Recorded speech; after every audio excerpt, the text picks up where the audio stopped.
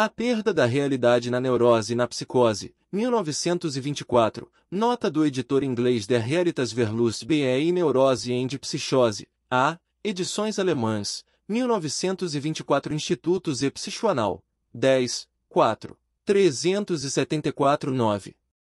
1925 GS 6, 409 14. 1926 Psychanalyse der Neurosen, 178-84.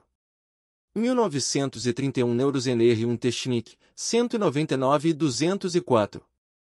1940 GW, 13, 363-8. B. Tradução inglesa. The Laws of Reality Neuroses and Psychoses 1924 CP, 2, 277-82. Trade de John Riviere. Segundo uma declaração em nota de rodapé tradução inglesa, CP, 2, 277, ela foi, na realidade, publicada antes do original alemão. A presente tradução inglesa baseia-se na de 1924. Este artigo foi escrito em fins de maio de 1924, pois foi lido por Abraham durante esse mês. Ele prossegue o debate iniciado no trabalho anterior, Neurose e Psicose, 1924b, página 215, adiante, o qual amplia e corrige. Algumas dúvidas a respeito da validade da distinção traçada nestes dois trabalhos foram posteriormente debatidas por Freud, em seu artigo sobre fetichismo, 1927. A perda da realidade na neurose e na psicose recentemente indiquei como uma das características que diferenciam uma neurose de uma psicose o fato de em uma neurose o ego, em sua dependência da realidade, suprimir um fragmento do id, da vida instintual, ao passo que, em uma psicose esse mesmo ego, a serviço do id, se afasta de um fragmento da realidade. Assim, para uma neurose o fator decisivo seria a predominância da influência da realidade, enquanto para uma psicose esse fator seria a predominância do id.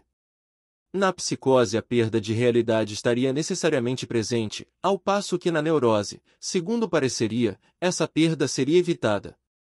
Isso, porém, não concorda em absoluto com a observação que todos nós podemos fazer, de que toda neurose perturba de algum modo a relação do paciente com a realidade servindo-lhe de um meio de se afastar da realidade, e que, em suas formas graves, significa concretamente uma fuga da vida real.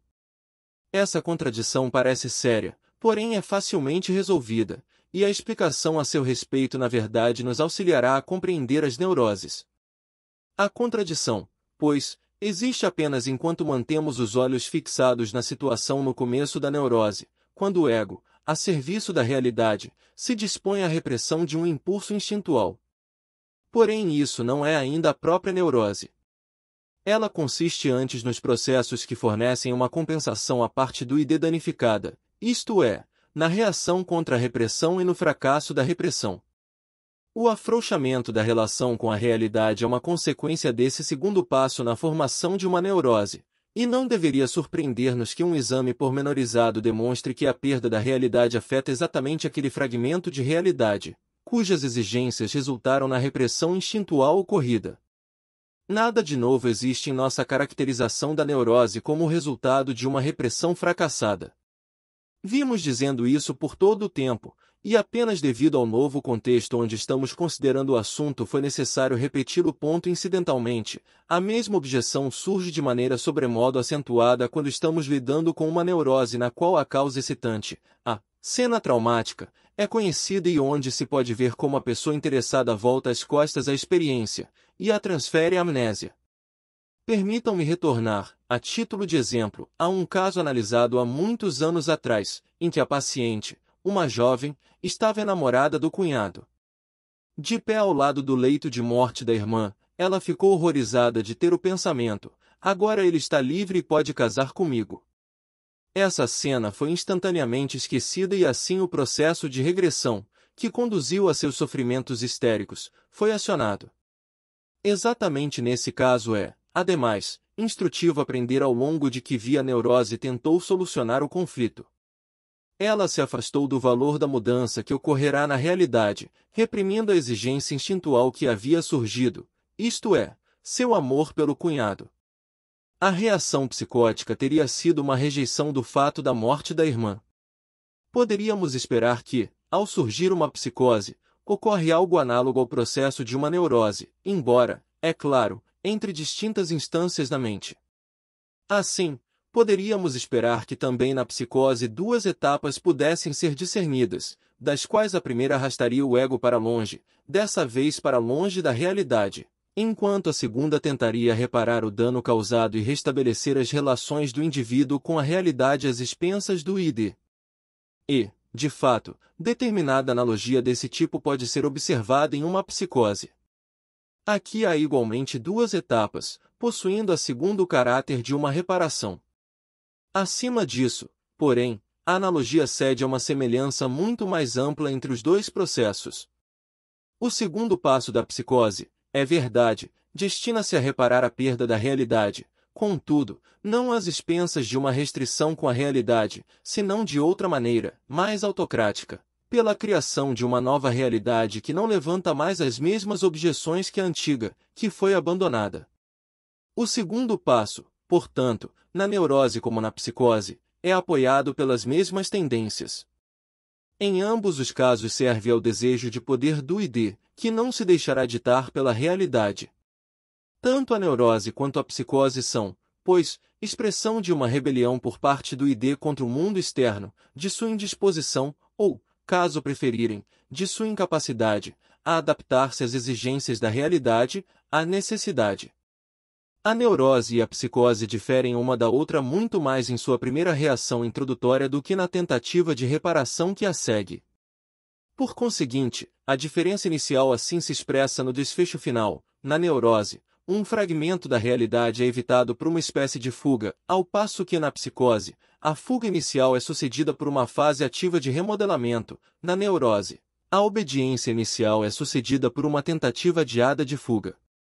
Ou ainda, expresso de outro modo, a neurose não repudia a realidade, apenas a ignora, a psicose a repudia e tenta substituí-la. Chamamos um comportamento de normal ou sadio se ele combina certas características de ambas as reações, se repudia a realidade tão pouco quanto uma neurose, mas se depois se esforça, como faz uma psicose, por efetuar uma alteração dessa realidade. Naturalmente, esse comportamento conveniente e normal conduz à realidade do trabalho no mundo externo, ele não se detém, como na psicose, em efetuar mudanças internas. Ele não é mais autoplástico, mas aloplástico. Em uma psicose, a transformação da realidade é executada sobre os precipitados psíquicos de antigas relações com ela, isto é, sobre os traços de memória, as ideias e os julgamentos anteriormente derivados da realidade e através dos quais a realidade foi representada na mente. Essa relação, porém, jamais foi uma relação fechada, era continuamente enriquecida e alterada por novas percepções. Assim, a psicose também depara com a tarefa de conseguir para si própria percepções de um tipo que corresponda à nova realidade, e isso muito radicalmente se efetua mediante a alucinação. O fato de em tantas formas e casos de psicose as paramnésias, os delírios e as alucinações que ocorrem, serem de caráter muito aflitivo e estarem ligados a uma geração de ansiedade, é sem dúvida sinal de que todo o processo de remodelamento é levado a cabo contra forças que se lhe opõem violentamente. Podemos construir o processo segundo o modelo de uma neurose com o qual estamos familiarizados. Nela vemos que uma reação de ansiedade estabelece sempre que o instinto reprimido faz uma arremetida para frente, e que o desfecho do conflito constitui apenas uma conciliação e não proporciona satisfação completa. Provavelmente na psicose o fragmento de realidade rejeitado constantemente se impõe à mente, tal como o instinto reprimido faz na neurose, e é por isso que, em ambos os casos, os mecanismos também são os mesmos. A elucidação dos diversos mecanismos que, nas psicoses, são projetados para afastar o indivíduo da realidade e para reconstruir essa última, constitui uma tarefa para o estudo psiquiátrico especializado, ainda não empreendida. Existe, portanto, outra analogia entre uma neurose e uma psicose no fato de em ambas a tarefa empreendida na segunda etapa ser parcialmente mal sucedida, de vez que o instinto reprimido é incapaz de conseguir um substituto completo, na neurose. E a representação da realidade não pode ser remodelada em formas satisfatórias, não, pelo menos, em todo tipo de doença mental. A ênfase, porém, é diferente nos dois casos. Na psicose, ela incide inteiramente sobre a primeira etapa, que é patológica em si própria e só pode conduzir à enfermidade. Na neurose, por outro lado, ela recai sobre a segunda etapa, sobre o fracasso da repressão, ao passo que a primeira etapa pode alcançar êxito, e realmente o alcança em inúmeros casos, sem transpor os limites da saúde, embora o faça a um certo preço e não sem deixar atrás de si traços do dispêndio psíquico que exigiu. Essas distinções, e talvez muitas outras também, são resultado da diferença topográfica na situação inicial do conflito patogênico, ou seja, se nele o ego rendeu-se à sua lealdade perante o mundo real ou à sua dependência do id. Uma neurose geralmente se contenta em evitar o fragmento da realidade em apreço e proteger-se contra entrar em contato com ele. A distinção nítida entre neurose e psicose, contudo, é enfraquecida pela circunstância de que também na neurose não faltam tentativas de substituir uma realidade desagradável por outra que esteja mais de acordo com os desejos do indivíduo. Isso é possibilitado pela existência de um mundo de fantasia, de um domínio que ficou separado do mundo externo real na época da introdução do princípio de realidade. Esse domínio, desde então, foi mantido livre das pretensões das exigências da vida, como uma espécie de reserva. Ele não é inacessível ao ego, mas só frouxamente ligado a ele. É deste mundo de fantasia que a neurose aure o material para suas novas construções de desejo e geralmente encontra esse material pelo caminho da regressão a um passado real satisfatório.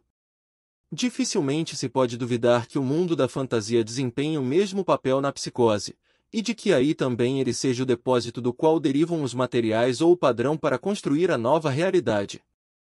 Ao passo que o novo e imaginário mundo externo de uma psicose tenta colocar-se no lugar da realidade, um fragmento diferente daquele contra o qual tem de defender-se, e emprestar a esse fragmento uma importância especial e um significado secreto que nós, nem sempre de modo inteiramente apropriado, chamamos de simbólico.